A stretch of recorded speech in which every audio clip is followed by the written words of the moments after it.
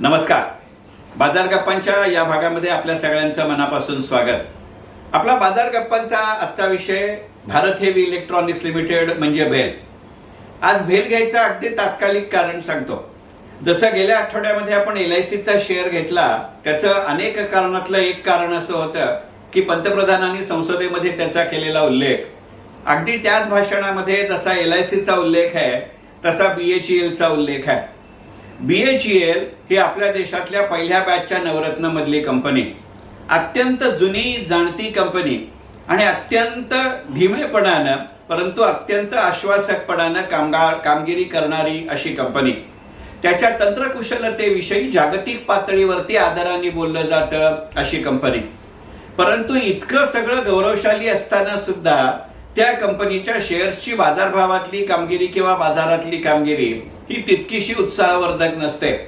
म्हणजे नंतरच्या काळात बाजारात आलेल्या सरकारी कंपन्या, मग त्या कोल इंडिया सारख्या असतील, भारत इलेक्ट्रॉनिक्स सारख्या असतील, BDL सारख्या असतील, माझगाव टॉक सारख्या असतील, हिंदुस्तान एरोनॉटिक्स सारख्या असतील, IRCTC सारख्या असतील, कंटेनर कॉर्पोरेशन सारख्या असतील, स्टील अथॉरिटी ऑफ इंडिया सारख्या असतील, NTPC सारख्या असतील, NHPC सारख्या असतील, असं असूनही BHELची कामगिरी मात्र तशी नाही.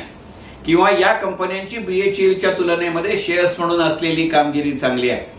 परंतु BHELला इतके वर्ष लोकांनी दिलेली साथ, त्याचा जर आपण विचार केला तर त्याचं सगळ्यात महत्त्वाचं कारण हे होतं की बँकेत ठेवलेल्या फिक्स डिपॉझिटपेक्षा BHEL मधनं मिळणारा डिव्हिडंड हा चांगला होता.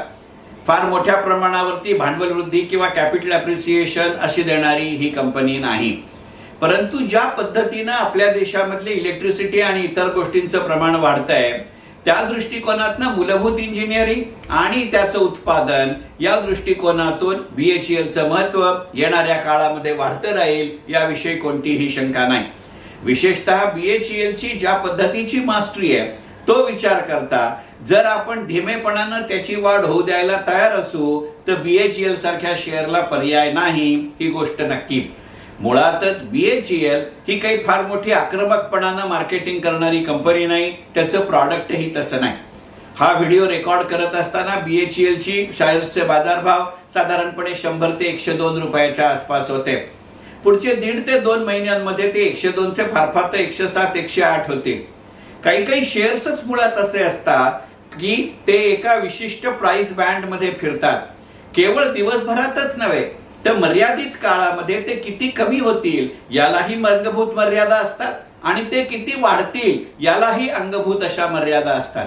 याचा अर्थ त्या कंपनीचं भांडवल कमी असतं अशातला भाग नव्हे.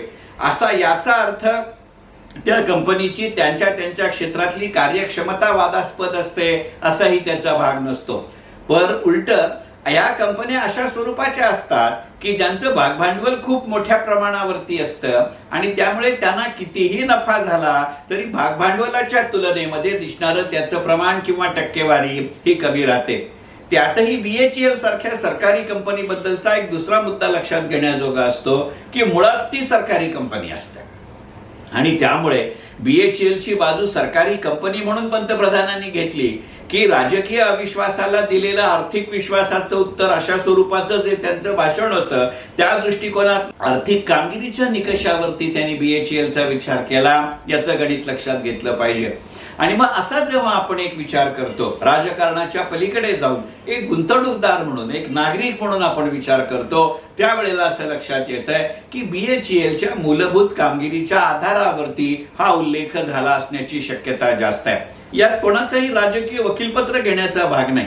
परंतु ज्या कंपन्या काही वेळेला पार्श्वभूमीवरती राहत फार मोठं मूलभूत संशोधनात्मक आणि वितरणात्मक काम करतात, अशा स्वरूपातली BHEL ही कंपनी आहे.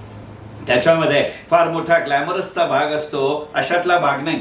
एक जर समांतर उदाहरण द्यायचं झालं तर साधं एक उदाहरण देता येईल की आपल्या देशामध्ये एकंदरीतच जर्मनीचा वाढता औद्योगिक आणि भांडवली सहभाग हा गेली काही वर्ष चर्चेचा भाग आहे आणि त्यामुळे जर्मन कंपन्यांची आपल्या देशामध्ये या ना त्या स्वरूपामध्ये मोठ्या प्रमाणावरती चर्चा होत असते.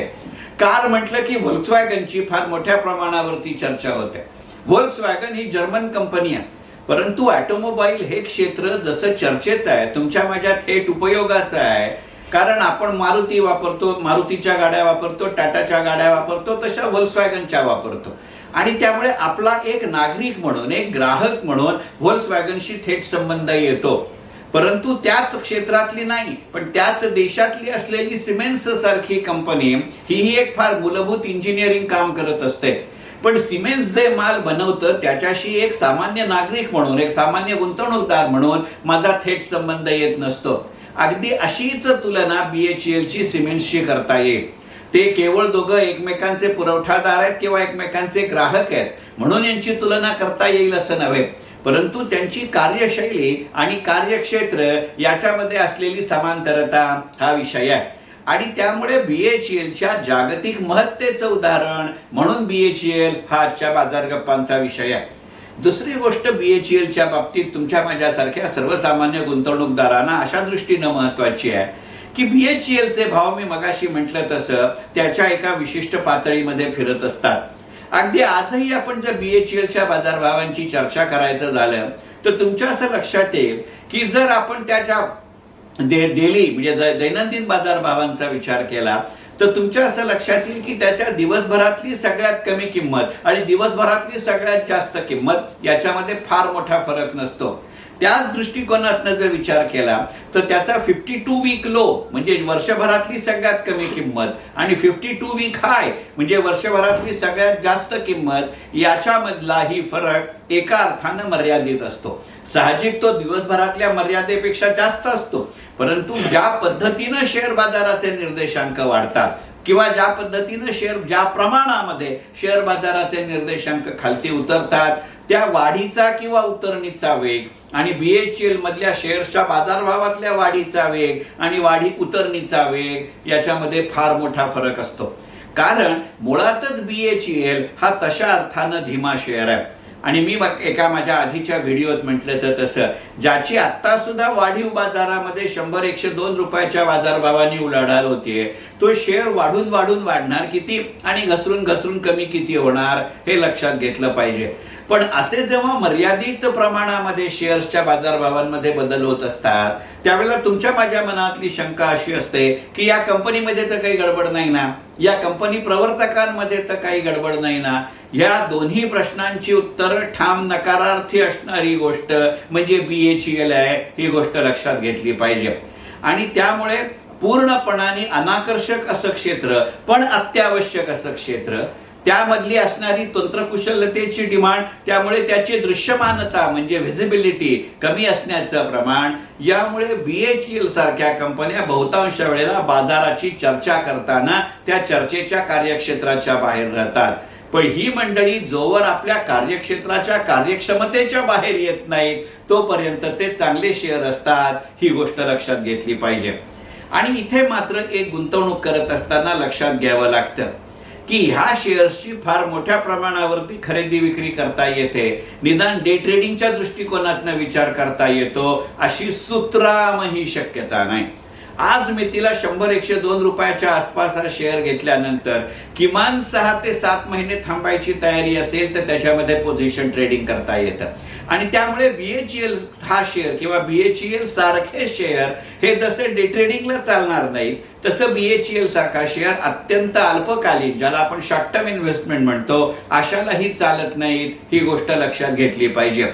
म्हणजे BHEL सारख्या शेअर्समध्ये पैसे गुंतवणं याला गुंतवणूक शास्त्राचाच जर सिद्धांत वापरायचा झाला तर एका मर्यादित अर्थानं ते पार्किंग ऑफ फंड्स असतं, फार मोठ्या प्रमाणावरती ते ट्रेडिंग ऑफ मनी और इन्व्हेस्टिंग ऑफ फंड्स नसतं हे लक्षात घेतलं पाहिजे.